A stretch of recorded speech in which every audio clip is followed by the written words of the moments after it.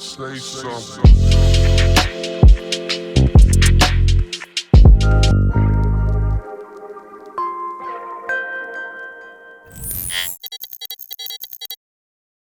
Welcome back to The Talking Point, the show where experts explore what intelligent transformation looks like from inside. In our first episode, we explored the why organizations need to transform in a smarter way. Today, we will focus on a specific question: what needs to be in place before AI can truly scale? This is called AI Ready Journey, and we will unpack during today's episode.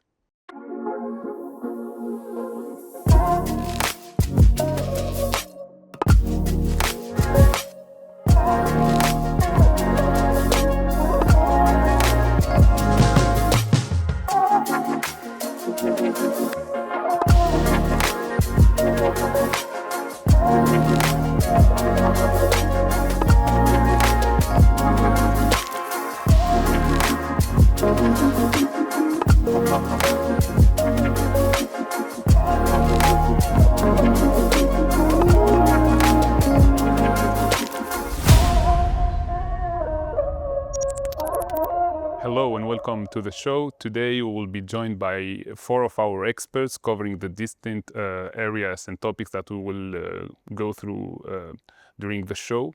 First we have Santi covering the whole strategy part. Anna will be tackling the whole culture and people aspects, and Carlos will talk about the architecture. And of course we will be also joined by David and remote from Colombia, who will talk about the governance part. Santi, most organizations have been talking about AI for years, but many of them are still stuck. What does it take to move from ambition to real adoption? Thank you, Saver. The question about if AI matters is over now. The struggle is for the companies to make it real, sustainable, and scalable over the time. The answer is readiness. You cannot make an enterprise-wide impact if you are disconnected from technology, processes, and people. And mainly AI and any other tool or technology are driven by two main goals that are generating new revenues and reducing cost. Now, what blocks organizations most are having an unclear ROI that is not working towards those two main goals, having a technology gap that is do not have the data properly prepared to work with the AI, do not have a clear adoption plan for the employees to use it on their daily work, and finally, being on an endless cycles of pilots do not make it to production. So you have to be prepared on a process point of view. Interesting. Can you bring that to life with a real example? Absolutely. On a recent engagement with a manufacturing company, we work on defining use cases, prioritizing that based on the business value, that is the return of investment, working on the technology topics like data readiness, and also some security requirements. So finally we did a plan, a clear plan, prioritized one to make it real, so it was clearly AI strategy bringing it to life. And also we work a lot with financial institutions, some of my colleagues will talk about that, where we usually work with them in order to make the data readiness for the use of AI, and also some architectural topics around how you make it scalable over time. So once strategic priorities are clear, what kind of architectures can support AI at scale? And Carlos, what's going wrong at the architectural level? As Santi mentioned, one problem that organizations can face is what I call pilot purgatory, and it goes like this.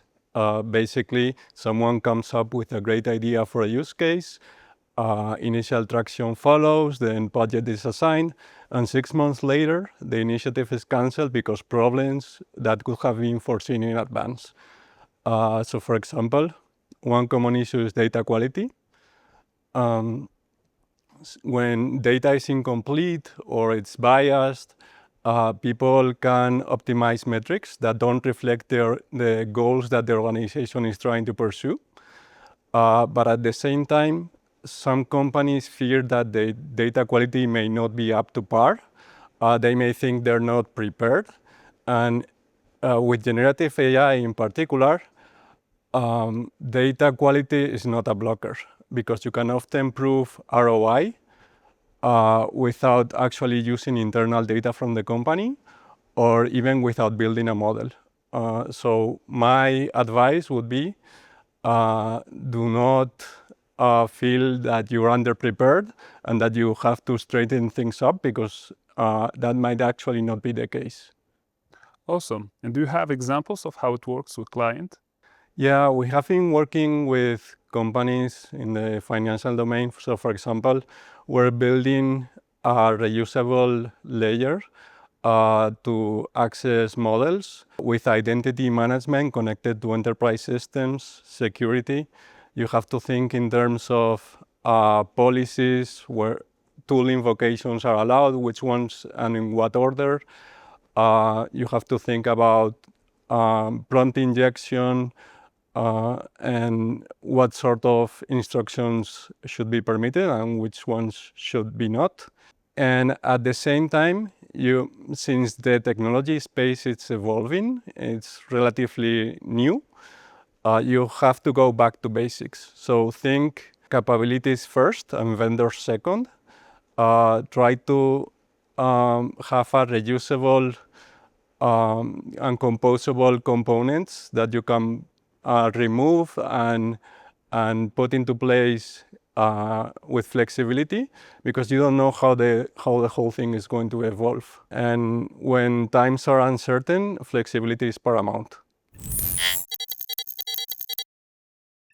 Great. Now let's connect with David to ask him a question. David, you work on AI governance from where you sit. What's the real cost of getting this wrong? Great question, Saber. The mistake I see most consistently is this: organization treat governance as a brake, something that slows AI down. But this is exactly but worse. The organization I see moving fastest are not the ones that skip a structure. They are the ones that establish clear decisions right from the beginning. Who prioritizes initiatives, who owns the risk, who measures impact, and who has the authority to say no when something doesn't meet the criteria. At VASS, our AI governance framework is built on that premise. We take proven data management principles and evolve them for the specific demands of AI, incorporating international standards. In practice, we structure our governance frameworks across two levels. At the strategic level, defining objectives, prioritizing use case, managing the regulatory landscape, and the operational level, monitoring performance, controlling costs, tracking ROI, and ensuring responsible use day to day. Both levels need to be active, and both need clear ownership inside the organizations. So when I work with a new client, the first question I ask is not which model they are using or how many pilots they are running. The first question is who in your organization has the authority and the visibility to govern all of this. If the answer is unclear, that is exactly where we start. Now, Anna, why so many AI initiatives still fail even when the technology is right? Thank you very much for this very important question, and it's something I'm trying to highlight every time we talk with our clients. It's very important and, to be sure, very interesting, everything that's connected with technology and models, but it's only 30% of success of any AI transformation. And it's not my assumption or observation, it's official data. Another 70%, it's processes and people. Processes, because finally AI solution amplify everything you already have. So if your processes is inefficient, it will amplify this inefficiency over and over. So we always speak to our clients and say, you need to accept this risk or clean things up before.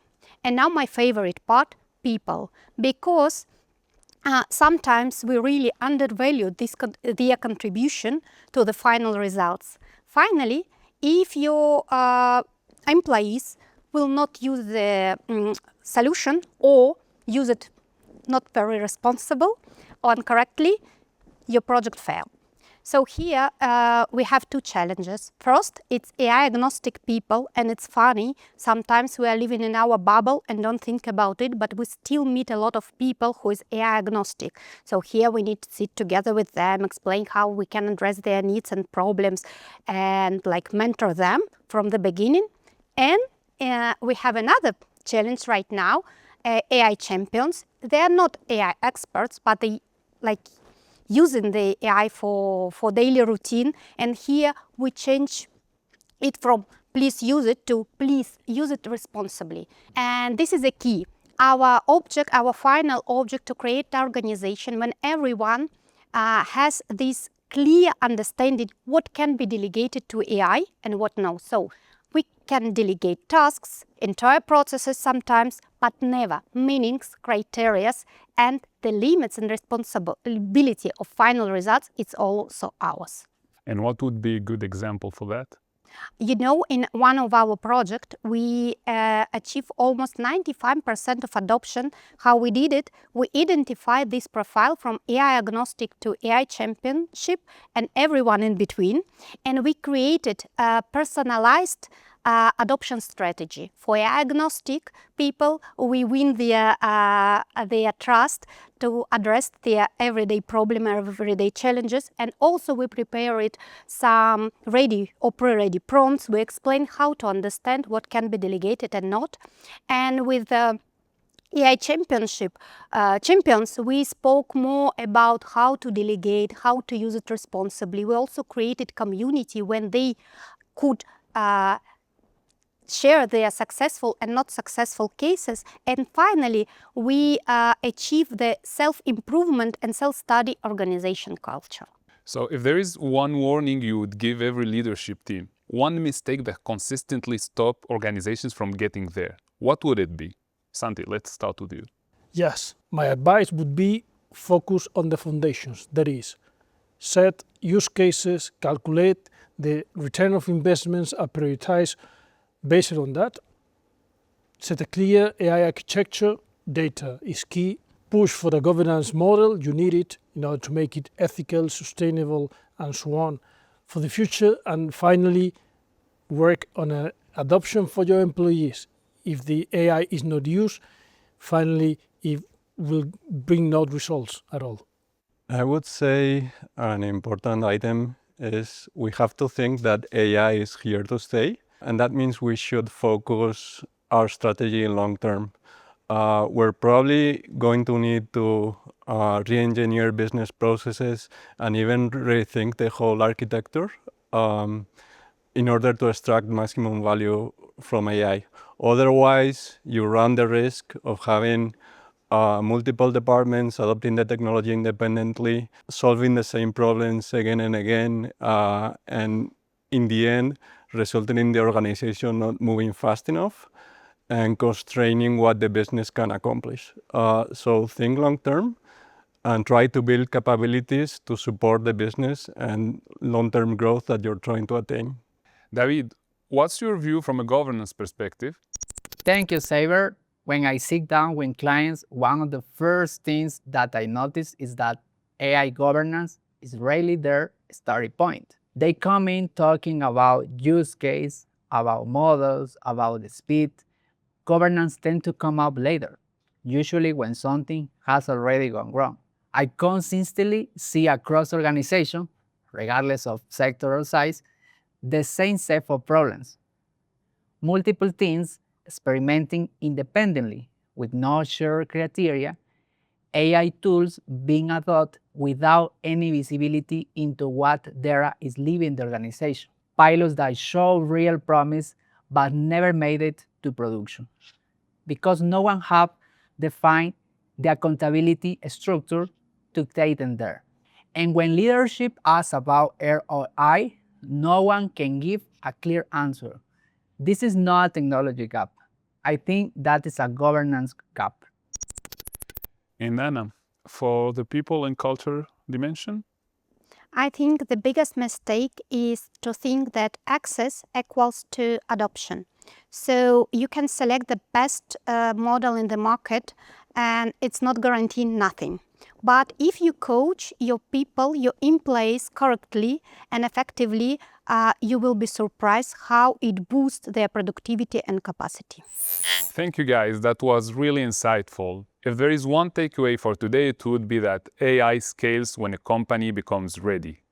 AI ready according to four main aspects: strategy, architecture, governance, and culture. At VASS, we help companies to achieve both readiness and transformation. This was The Talking Point. See you in the next episode.